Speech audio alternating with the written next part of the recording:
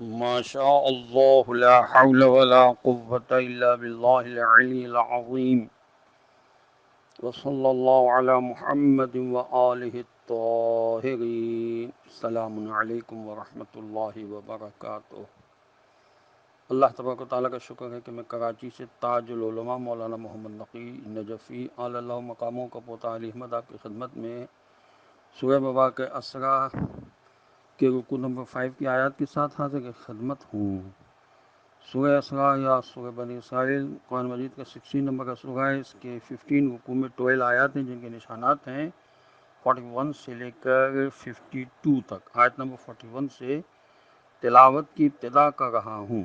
اعوذ باللہ من الشیطان اللعین الرجیم، بسم اللہ الرحمن الرحیم، وَلَقَدْ صَرَّفْنَا فِي هَذَا الْقُرْآنِ لِيَذَّكَّرُوا وَمَا يَزِيدُهُمْ إِلَّا نُفُورًا۔ ترجمہ، اور ہم نے اس قرآن میں پلٹا پلٹا کر طرح طرح سے سمجھایا ہے تاکہ وہ لوگ ہوش میں آ جائیں، مگر وہ تو حق سے اور دور ہی دور بھاگے چلے جا رہے ہیں۔ ایک تو اللہ کو صاحب اولاد کہنا ہی کیا کچھ کم تھا، اور اس کے بعد پھر یہ کہ اللہ تبارک و تعالیٰ کی اطاعت کرنے کے بجائے خدا کے بارے میں پتہ نہیں کیا کیا باتیں ہیں وہ لوگ کر رہے ہیں۔ یہ ہر دور میں رہا ہے۔ تحفۃ العقول میں حضرت امام جعفر صادق علیہ السلام سے روایت ہے کہ جناب رسول خدا صلی اللہ علیہ وسلم نے فرمایا کہ بیٹا خدا کی نعمت ہے اور بیٹی عمل صالح ہے۔ نعمت کا حساب دینا ہوگا اور عمل پر ثواب ملے گا۔ آیت نمبر 42، قُل لَّوْ كَانَ مَعَهُ آلِهَةٌ كَمَا يَقُولُونَ إِذًا لَّابْتَغَوْا إِلَىٰ ذِي الْعَرْشِ سَبِيلًا۔ ترجمہ، کہہ دیجئے کہ اگر خدا کے ساتھ اور معبود ہوتے جیسا کہ وہ کہتے ہیں تو وہ عرش کے مالک حقیقی خدا کے مقام تک پہنچنے کا راستہ ضرور تلاش کرتے۔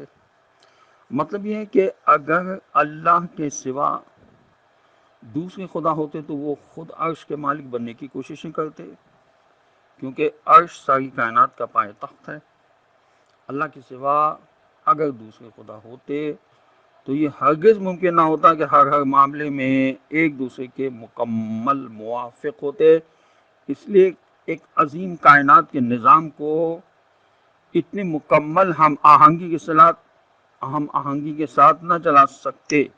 ان میں قدم قدم پر ضرور تصادم ہوتا، پھر ہر خدا یہ کوشش کرتا کہ خود اکیلا ساری کائنات کا مالک بن جائے، جس سے کائنات میں گیہوں کا ایک دانہ اور گھاس کا ایک تنکا بھی اس وقت تک پیدا نہیں ہو سکتا جب تک زمین و آسمان کی ساری قوتیں مل کر اس کے لیے کام نہ کریں۔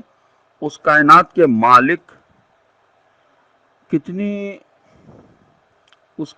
مالک کئی خدا کیسے ہو سکتے ہیں؟ نتیجہ یہی برآمد ہوگا کہ خدائی صرف اور صرف ایک ذات اعلیٰ صفات کی ہے۔ یہ تفہیم القرآن میں علامہ مودودی صاحب نے لکھا ہے اور شیخ الاسلام عثمانی نے لکھا کہ حاصل کلام یہ ہے کہ اگر خدا کے سوا دوسرے خدا ہوتے تو خدا کا محکوم رہنا کیوں پسند کرتے؟ سب مل کر خدا کے تخت سلطنت کو الٹ دیتے۔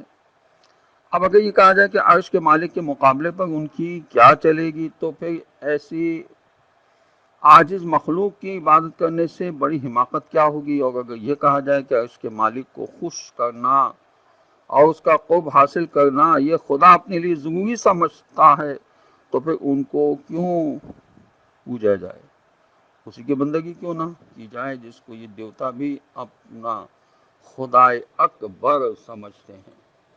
آیت نمبر 43، سبحانہ وتعالی عما یقولون علوا کبیرا۔ ترجمہ، بڑی برتری کے ساتھ بہت پاک اور بہت بلند ہے خدا ان باتوں سے جو یہ لوگ کہہ رہے ہیں۔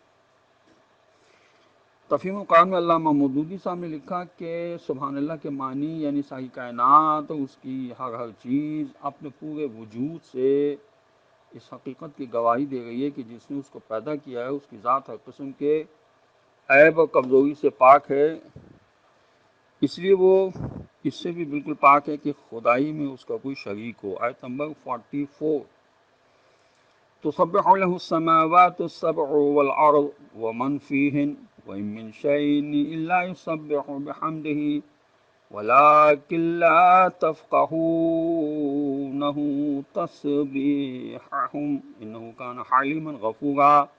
ترجمہ: اس کی پاکی و کمال کو تو ساتوں کے ساتوں آسمان و زمین اور ساری کی ساری وہ چیزیں بیان کر رہی ہیں جو آسمان و زمین میں ہیں، اور کوئی چیز ایسی نہیں ہے مگر یہ کہ وہ خدا کی تعریف کے ساتھ ساتھ اس کی پاکی اور بے عیب ہونے کو بیان کرتی ہے، مگر تم اس کی اس تصویر کو سمجھتے نہیں۔ حقیقتاً خدا بڑا برداشت کرنے والا اور بڑا معاف کرنے والا ہے۔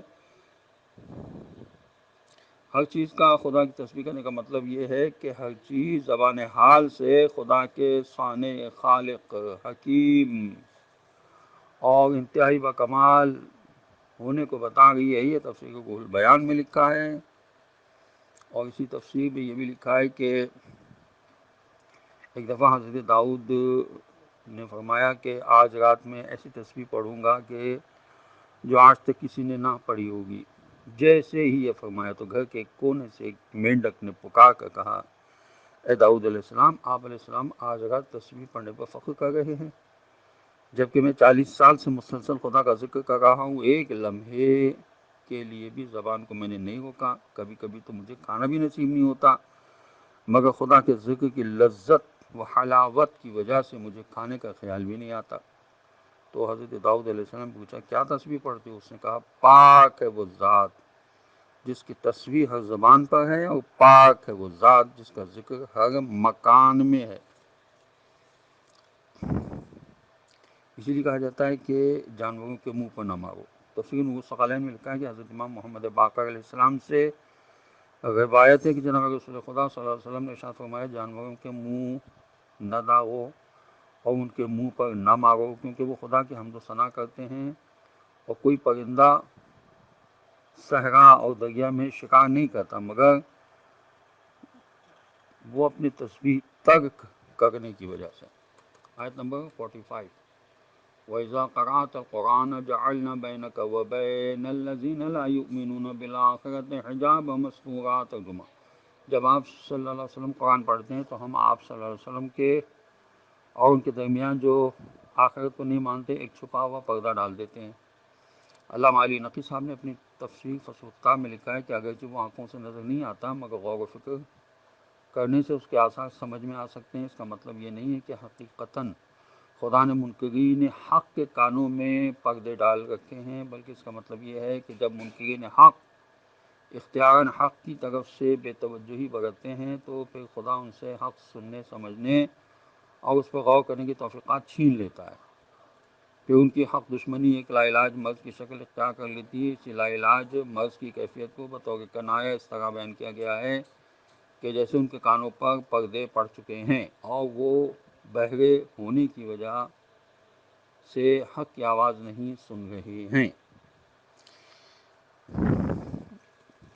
آیت نمبر 46۔ وَجَعَلْنَا عَلَىٰ قُلُوبِهِمْ أَكِنَّةً أَن يَفْقَهُوهُ وَفِي آذَانِهِمْ وَقْرًا وَإِذَا ذَكَرْتَ رَبَّكَ فِي الْقُرْآنِ وَحْدَهُ وَلَّوْا عَلَىٰ أَدْبَارِهِمْ نُفُورًا۔ ترجمہ: اور ان کے دلوں پر ایسا غلاف چڑھا دیتے ہیں کہ پھر وہ کچھ نہیں سمجھ پاتے، اور ان کے کانوں میں بہراپن پیدا کر دیتے ہیں، اور جب آپ صلی اللہ علیہ وسلم قرآن میں اپنے ایک پالنے والے مالک کے اکیلے ہونے کا ذکر کرتے ہیں تو وہ بھڑک کر نفرت سے پیچھے پلٹ پڑتے ہیں۔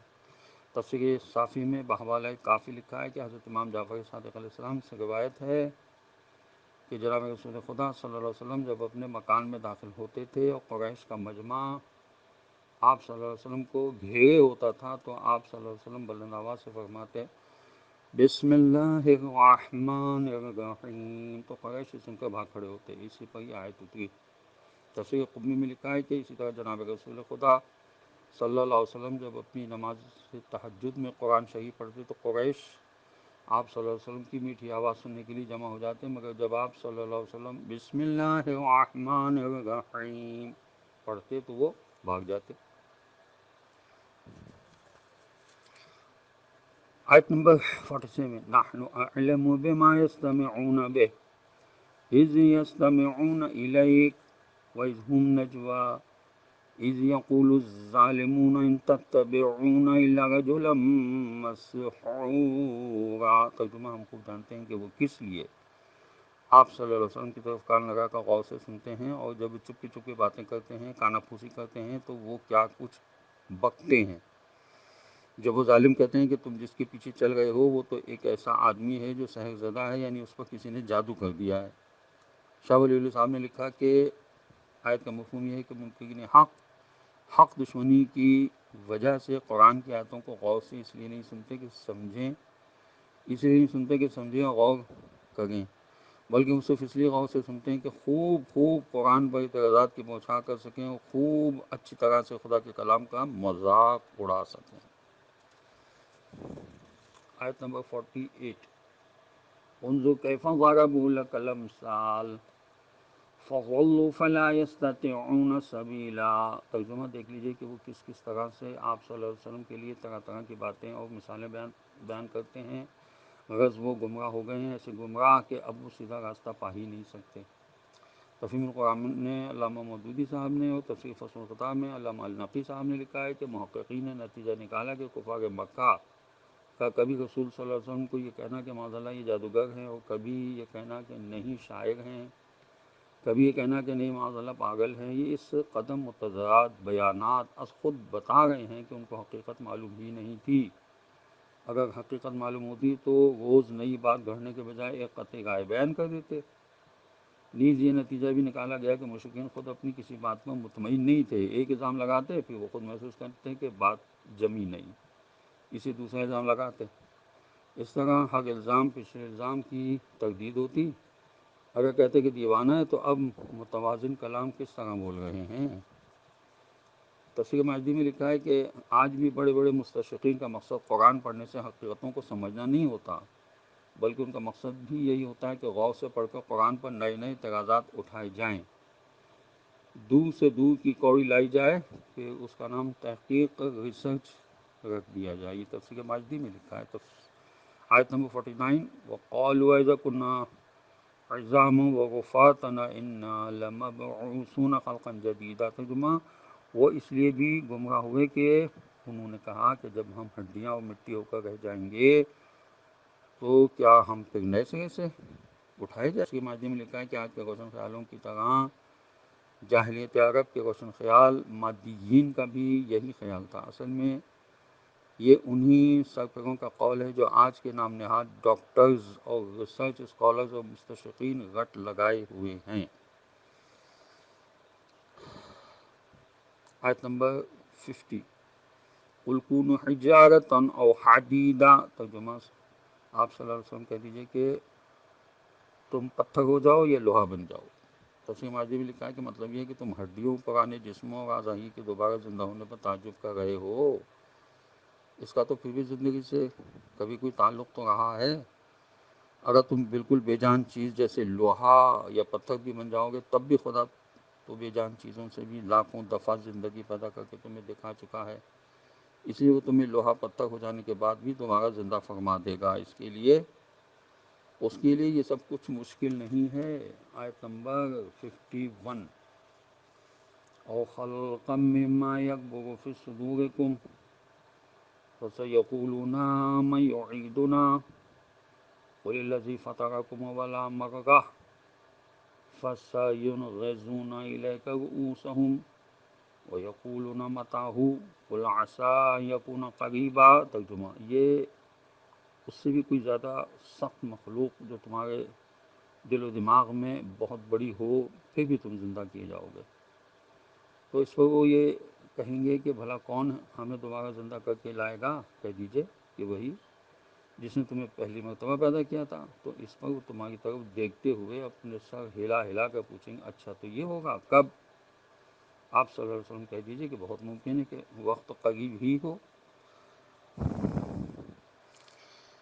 یعنی جب خدا لاشیں سے، نتھنگ سے تمہیں پیدا کر سکتا ہے تو اب تو کوئی چیز یعنی لاش یا خاک تو موجود ہے، لاش سے پیدا کرنے والا شے یعنی تھنگ سے کیوں نہیں پیدا کر سکے گا۔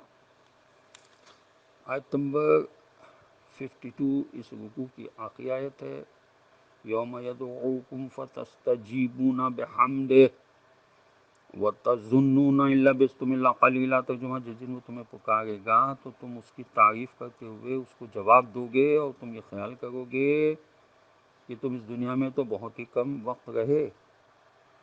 تفسیر صافی میں لکھا ہے کہ جب لوگ اپنی قبروں سے اٹھیں گے تو اپنے سروں سے مٹی جھاڑتے ہوئے کہیں گے سبحانک اللہم و بحمدک یا اللہ، یعنی پاک ہے اے خدا تیری ذات ہر عیب سے اور ہم تیری حمد و تعریف کرتے ہیں۔ خداوند عالم کی بارگاہ میں دعا ہے کہ پروردگار ہمیں قرآن پڑھنے، سمجھنے اور اس پر عمل کرنے کی توفیق نصیب کرے، اور وارث قرآن حضرت امام زمانہ عجل اللہ تعالی فرجہ شریف کے ظہور میں تعجیل ہو، اور پروردگار ہمیں ان کے اعوان و انصار میں شامل ہونے کی توفیق عطا فرما دے۔ وآخر دعوانا ان الحمد للہ رب العالمین۔ السلام علیکم ورحمۃ اللہ وبرکاتہ یا خیر الحامدین۔